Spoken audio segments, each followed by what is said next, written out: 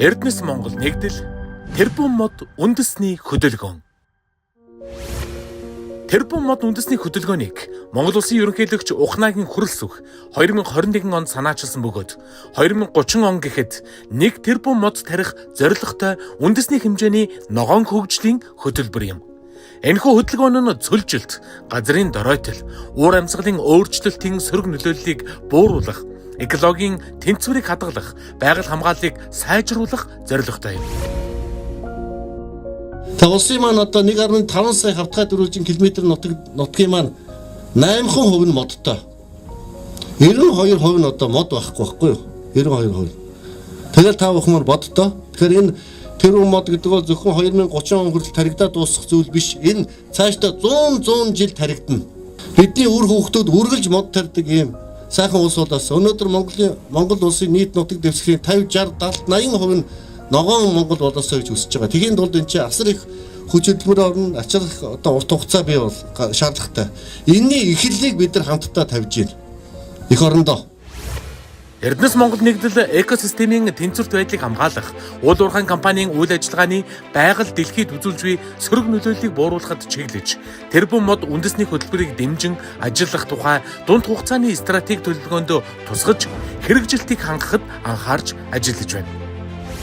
Нэгдлийн дунд хугацааны стратеги зорилгын хүрээнд Эрдэнэс Монгол нэгдэл үйл ажиллагаанд тогтвортой байдлын тайлагнал ESG, хариуцлагатай уул уурхайн зарчмын стандарт TSM-ийг нэвтрүүлэхээр ажиллаж байна. Эрдэнэс Монгол нэгдлийн тэрбум мод үндэсний хөдөлгөөний хэрэгжилт, цаашид авч хэрэгжүүлэх арга хэмжээний тухай санал солилцохоор Монгол Улсын ерөнхийлөгчийн тамгын газрын дарга Зандан шатраар ахлуулсан ажлын хэсэг Эрдэнэс Монгол нэгдэлд ажиллалаа. Одоо энэ жилээс бол тэрбум үндэсний хөтөлгөөнийг үл эрчимжүүлэх хүрээнд одоо нэгдлийн стратегийн хэмжээнд авч үзэж ингэж хэрэгжүүлэх ийм зорилго тавьж байна. Ийм учраас өнөөдөр бол одоо Зандан шатар даргаыг урьж нэгдлийн хүрээнд хийгдэж байгаа ажлууд, тулгамдж байгаа асуудлууд өнгөрсөн 2 жилийн хугацаанд бас хийж хэрэгжүүлж бий болгосон зүйлээ бас товч танилцуулчих гэж ингэж бодож байгаа. Өнөөдрийн нууцыг зохион байгуулж байгаа талхаж байна. Нийгмийн хариуцлагын хүрээнд ч гэсэн тэр улс орны хөгжил шаардлага хүрээнд ч гэсэн юм одоо тогтвортой хөгжлийн зорилтын хүрээнд, алсын хараа хөтөлбөрийн хүрээнд тэрбум мод үндэсний хөдөлгөөнийг ерөнхийлөгч зарлж санаачилж тэгээ нийт аж ахуйн хөгжүүдийг уриалж идэвхтэй оролцож байгаа. Энэ бол цаашдаа зөвхөн Монголын биш дэлхийн нийтийн бүс нутгийн хөдөлгөөн болж өргөжж байгаа. За өнгөрсөн хугацаанд бол манай компаниуд бас энэ дээр нэлээд хэмжээний хөрөнгө мөнгө зарцуулж бас тодорхой ажлуудыг хийж ирсэн байдаг. Бид ер нь энэ тэрбум модыг бол ингээд төрийн бодлого гэж ойлгож байна. Энэ өмнө нь ингээд явж ирсэн нь бол үүрэг дагалгавар авах маягтай эсвэл одоо нөгөө нэг сайн санаа нийгмийн хариуцлагын одоо хүрээнд хийж байгаа ажил юм шиг ингэж бол ирсэн байна.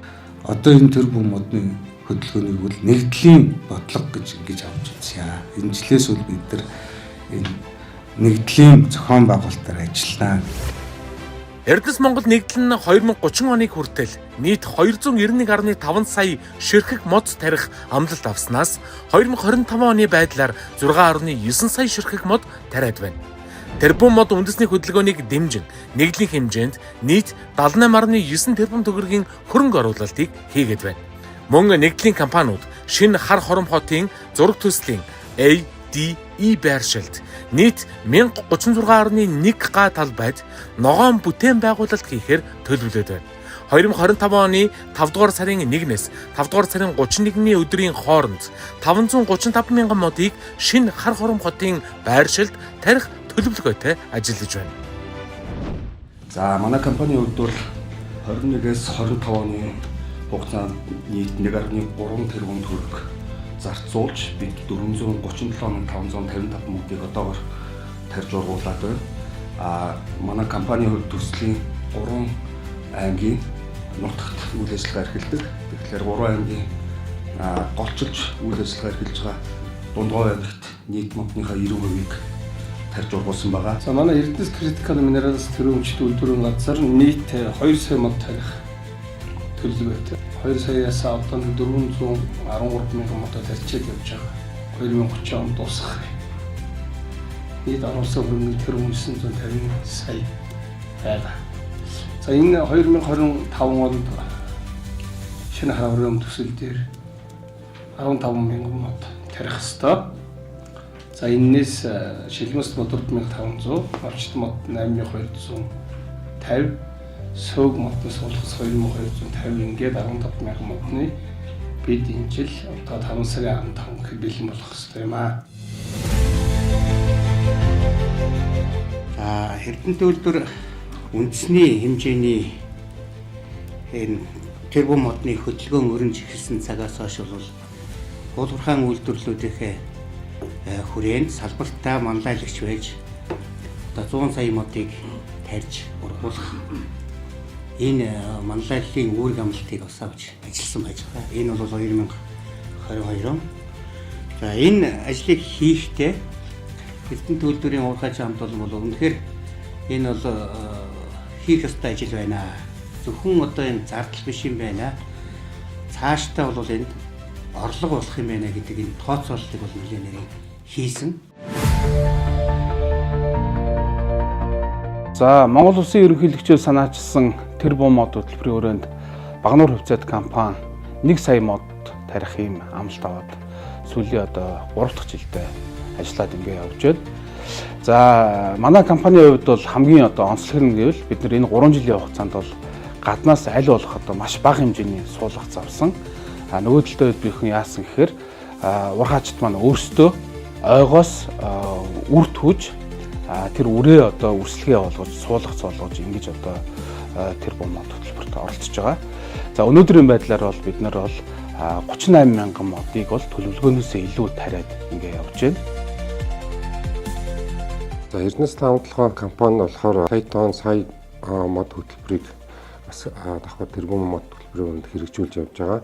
За үүнтэй уялдаад бол дороотсон ойг нөхөн сэргээх, хотын ойг хөгжүүлэх, агро аж ахуйг хөгжүүлэх, цөлжтөөс сэргийлэх гэсэн ийм одоо 4 зорилтын хүрээнд тэрбум модны хөтөлбөрт оролцож байгаа.